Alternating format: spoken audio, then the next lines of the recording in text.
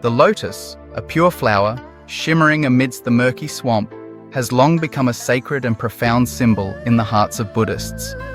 When mentioning the lotus, people not only think of a beautiful flower, but also evoke deep meanings about human life, the path of practice and enlightenment taught by the Buddha. Whether appearing in Theravada or Mahayana Buddhism, in scriptures or Zen language, the image of the lotus always carries special layers of meaning, reminding each of us of the path to overcome suffering and worldly defilements to attain joy and liberation. In the temple, when entering the Buddha hall, the most familiar image is probably the Buddha sitting majestically on a lotus throne. However, according to history, when he attained enlightenment, the Buddha sat under the Bodhi tree, on a grass seat, not a lotus throne.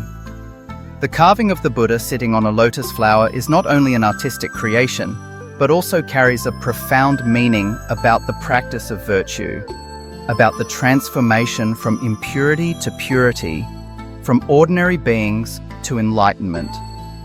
Why was the lotus flower chosen as this supreme symbol? Why do temples, pagodas, tombs, and even Buddhist flags all use the image of the lotus as a symbol?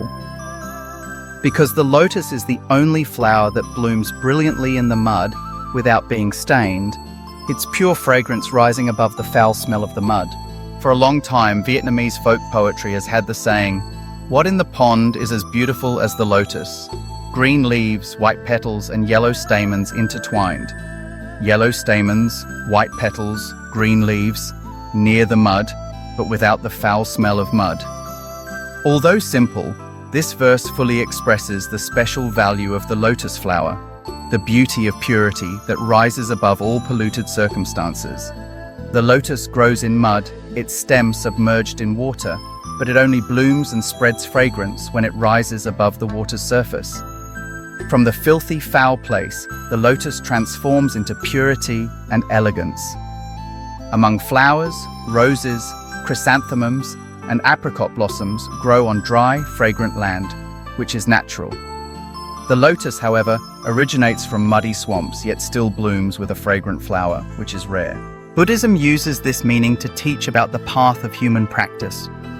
The Buddha was once a prince living in wealth and abundance, enjoying all kinds of sensual pleasures, sights, sounds, smells, tastes, and touches.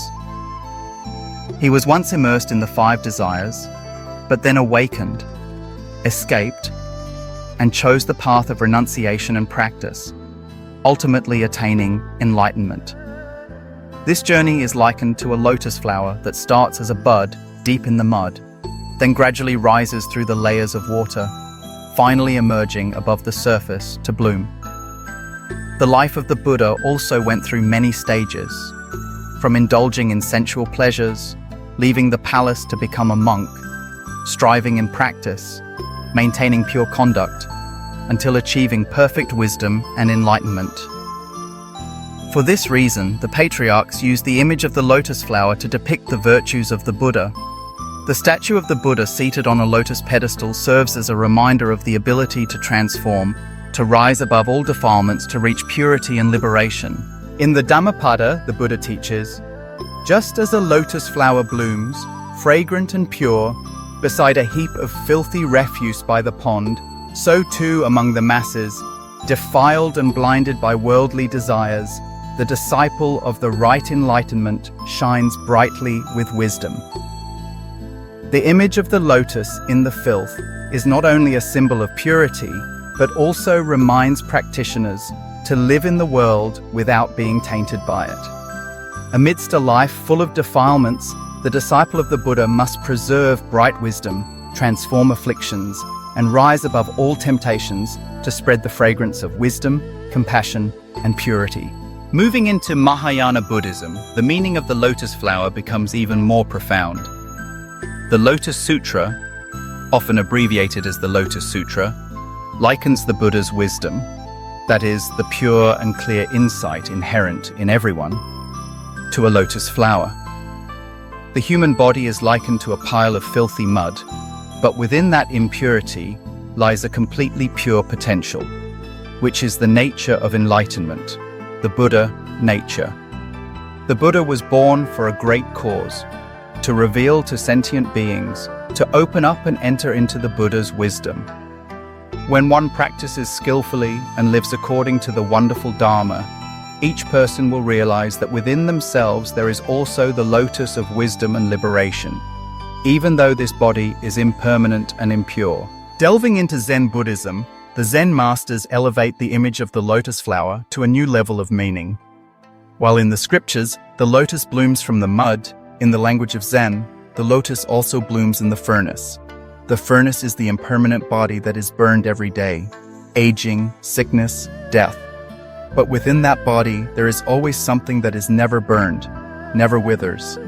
That is the true nature, the nature of enlightenment, the eternal true mind. Just as in the fierce furnace, there is a fresh lotus flower that is not withered by the fire. This is a reminder that, although this body changes and decays, the Buddha nature within each person is never lost, always bright and complete. The Zen masters also use the image of the lotus flower to indicate that when the mind no longer discriminates or clings, the lotus blooms everywhere and its fragrance spreads boundlessly. At that time, all the impurities of life can no longer stain our mind. The mind becomes absolutely pure and wisdom naturally manifests. That is the realm of liberation, of nirvana present here and now. The lotus is also a reminder of the courage to face and transform oneself. The Buddha was once someone who enjoyed all the worldly pleasures, but had the courage to let go of everything and seek the path to liberation. Each of us has the potential to become a Buddha, but we often lack the courage to abandon bad habits and our own flaws. A true hero is not someone who defeats others, but someone who masters and transforms their own mind. Those who know how to let go of greed, anger, and ignorance, and rise above desires and troubles, are truly heroes on the path of practice. Finally, the lotus reminds us of the impermanence of the body.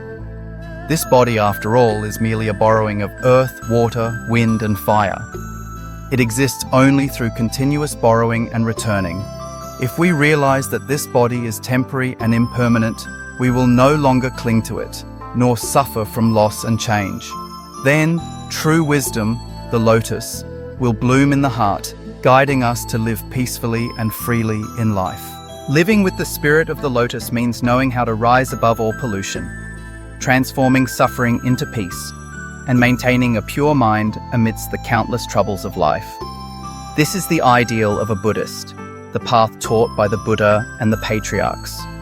Whenever you look at a lotus flower, remember that within each person there is a lotus waiting to bloom, as long as we know how to turn inward, recognize it, and nurture it with wisdom, compassion, and persistent spiritual effort.